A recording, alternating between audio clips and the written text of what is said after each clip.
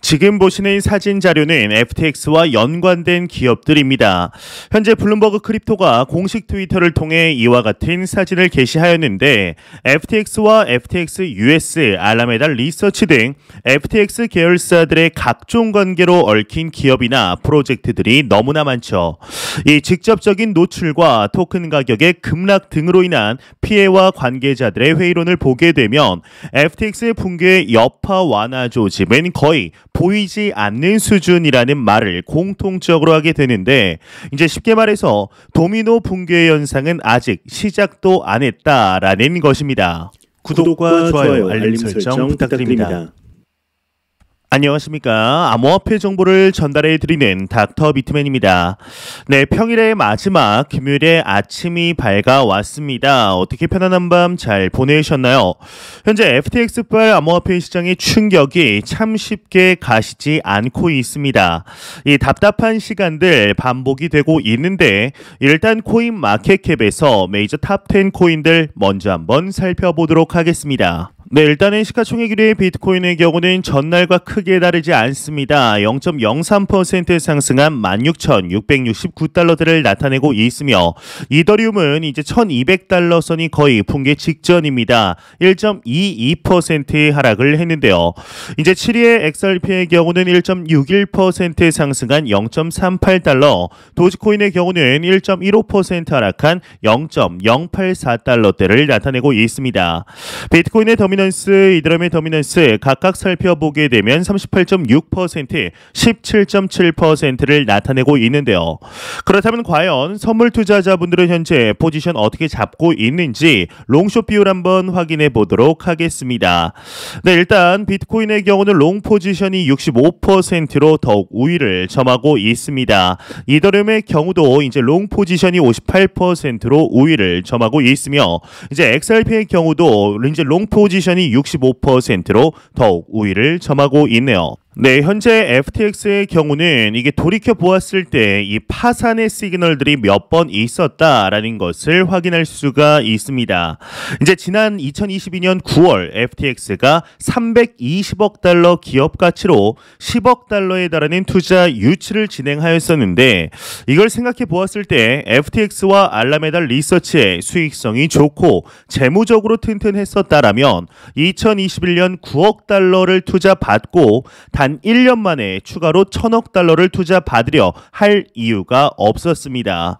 또한 더블록 관계자의 경우는 이 알라메다는 지난 5월이죠. 루나 UST 붕괴 당시에 이 루나에 대한 구제 금융을 고려한 바 있었는데, 루나 금융 구제 금융 찌라시가 돌 당시에 거론된 플레이어, 점프, 셀시우스, 제인 스트리트 중에 이 점프와 셀시우스의 경우는 이로 인해 더 큰 피해를 보았습니다.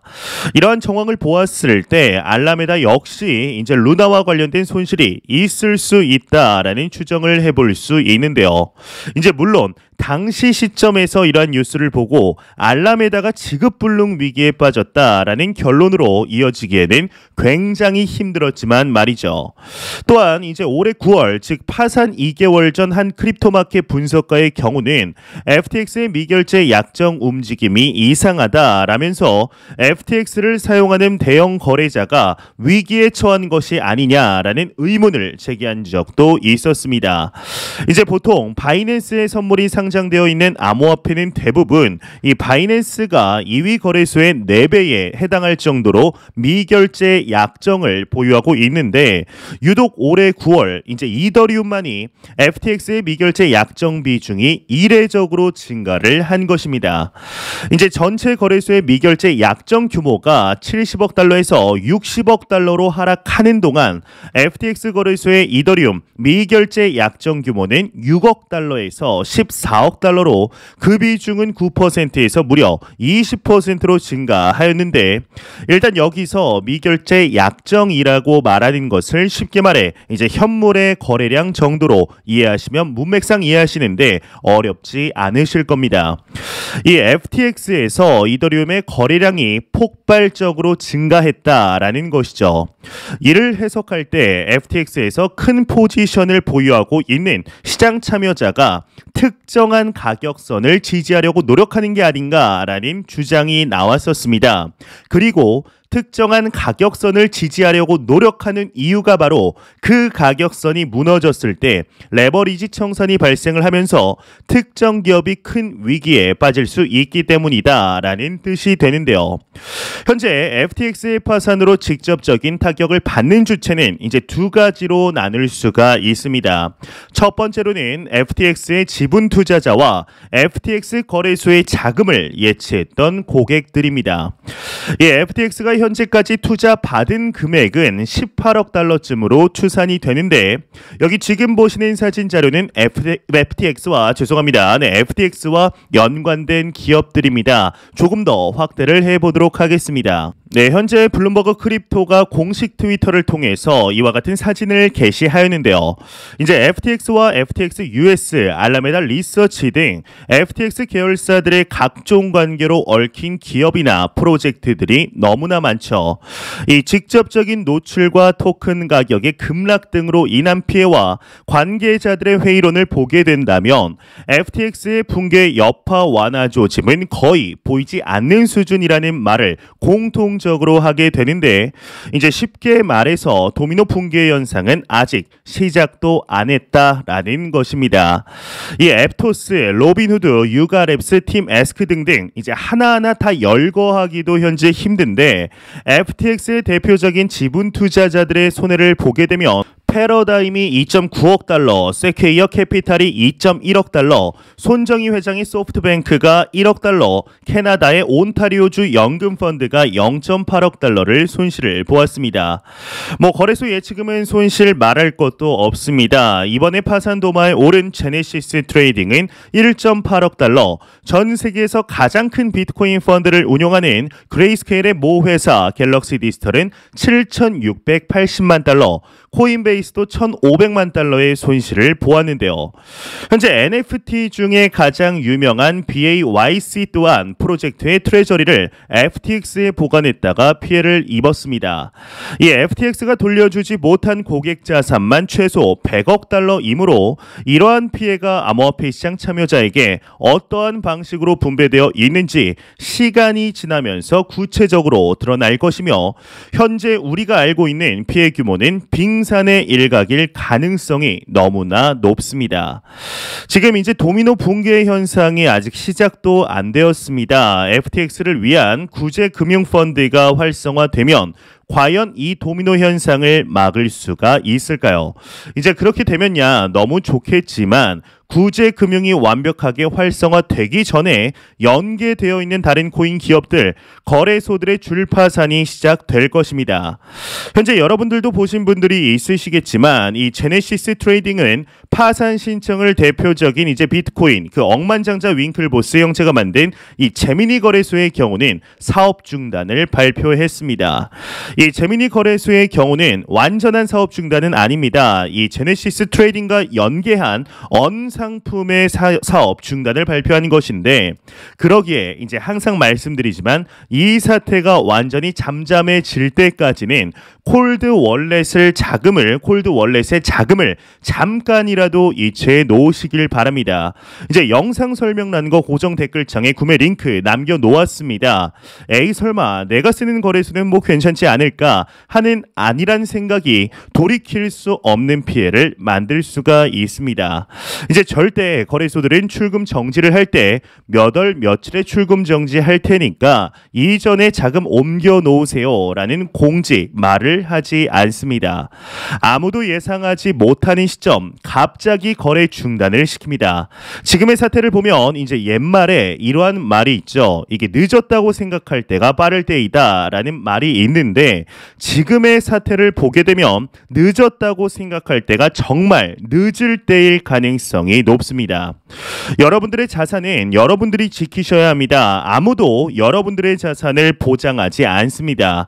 또한 링크 남겨놓은 콜드 월렛에 대해서 생소해서 구매는 하고 싶은데 이게 어떻게 사용해야 하는지를 몰라서 잘 모르시는 좀 고민하시는 분들이 많으신 것 같습니다. 제가 사용 방법 영상을 준비 중에 있는데 이 콜드 월렛에 대한 간단한 개념을 말씀드리겠습니다. 이제 크게 보았을 때 월렛 종류는 두 가지로 나뉘게 됩니다. 일단 핫 월렛은 거래소 지갑을 의미한다라고 보시면 되시고, 이 콜드 월렛은 여러분들이 흔히 보시는 외장용 기기를 통한 보관이 가능한 것인데, 이제 가장 큰 차이점은 콜드 월렛은 인터넷과 연결이 되어 있지 않습니다. 이 말이 무엇이냐? 오프라인 상에서도 코인을 보관할 수 있다라는 것이죠. 이 점이 가장 중요합니다.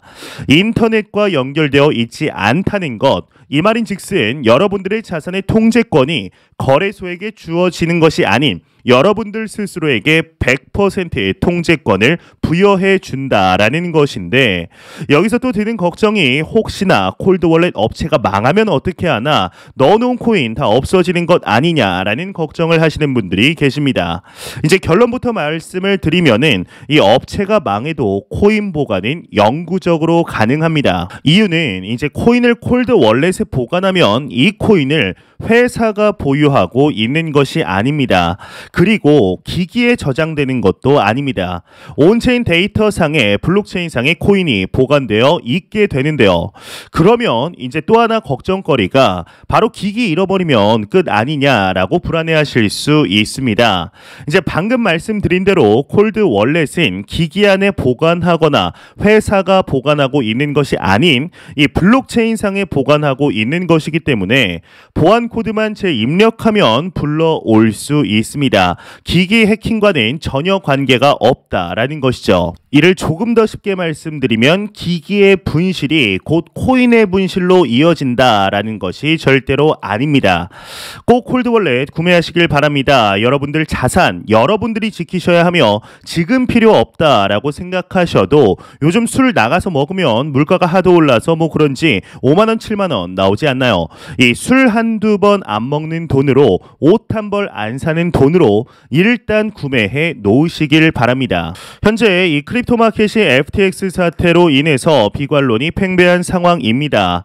이러한 상황에서 부자 아빠, 가난한 아빠의 저자인 로버트 키요사키의 경우는 비트코인이 문제가 아니라 FTX, 바이든, 페드, 부패한 정치인이 문제이다라는 트윗을 올리게 됩니다. 이번 FTX 사태는 코인 투자를 그리 오래 하지 않은 투자자들에게 거래소를 믿어서는 안 된다라는 교훈을 주고 있으며, 이에 비트코인은 원래의 목적이었던 탈중앙성이 다시금 부각이 되고 있습니다. 주식은 개별 종목을 투자하고 싶지 않다면 잘 만들어진 ETF를 사서 투자하면 되죠. 반면 코인은 그러한 거래가 사실상 어려운 것이 현실인데, 그러다 보니 결국에는 믿을 만한 좋은 코인을 사는 것이 최선이다라고 생각합니다. 이제 트위터에 이 스톡머니 리자드라는 분은 이 비트코인의 사이클을 차트로 제시하면서 이번 사이클 4의 저점이 사실상 지금이며 곧 상승으로 전환할 것이라고 주장을 하게 됩니다. 이제 이렇게 미친 듯한 하락을 지속하는데도 여전히 이제 상승을 이야기한다고 하면 사람들은 욕을 하죠. 하지만 이와는 정반대로 아직도 코인의 진정한 바닥은 나오지 않았다라는 의견이 강세를 띠면서 코인 투자자들의 마음을 불안하게 만들고 있는데, 지금의 상황들을 보았을 때 당장이라도 비트코인의 가격이 추가 하락해도 전혀 이상하지 않은 상황에 직면해 있습니다. 비트코인 충분히 더 하락할 수 있습니다. 이제 그렇다고 지금이 매수를 해서는 안 되는 구간이라고 보기는 어렵습니다. 이제 이러한 근거는 비율상 2018년의 수준의 하락이 오기 위해서는 비트코인이 1만 달러 이하까지 떨어져야 한다라는 것인데, 이제 비트코인은 2018년 1월 하락한 이후에 횡보와 하락을 반복하는 모습을 보여왔다는 것을 우리가 충분히 확인이 가능합니다. 이제 그러니까 시기적으로 본다면 지금은 2018년의 말 어딘가에 있다라고 할 수 있는데, 이제 차트를 확대해 보면 2018년 11월 큰 폭의 하락이 일어나고 다음에 봄부터 조금씩 완만한 회복을 하는 것을 주봉으로 확인할 수가 있습니다.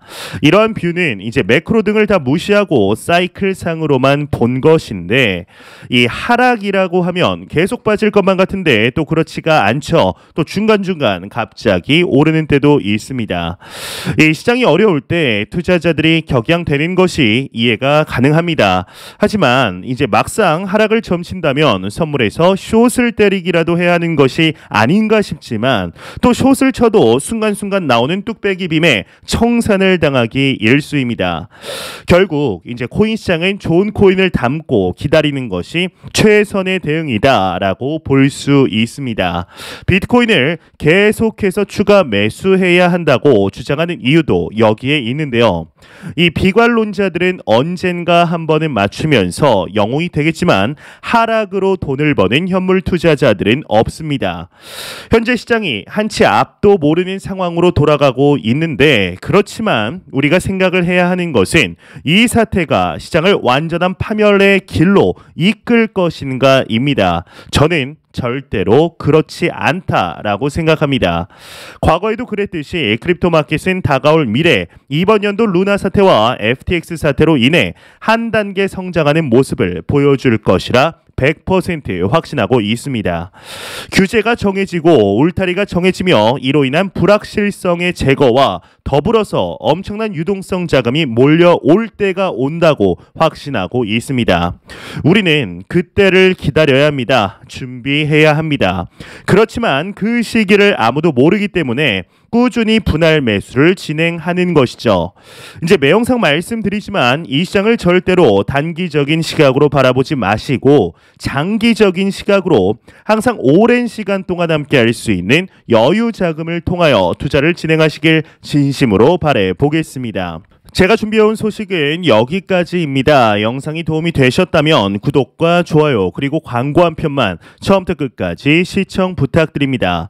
이 채널은 오직 광고 수익으로 운영이 되게 됩니다. 항상 영상 시청해주시는 시청자분들, 구독자분들 너무나 감사드립니다. 오늘 남은 시간 잘 마무리하시길 바라면서 저는 더욱 도움이 되는 영상으로 찾아뵙도록 하겠습니다. 지금까지 닥터 비트맨이었습니다. 감사합니다.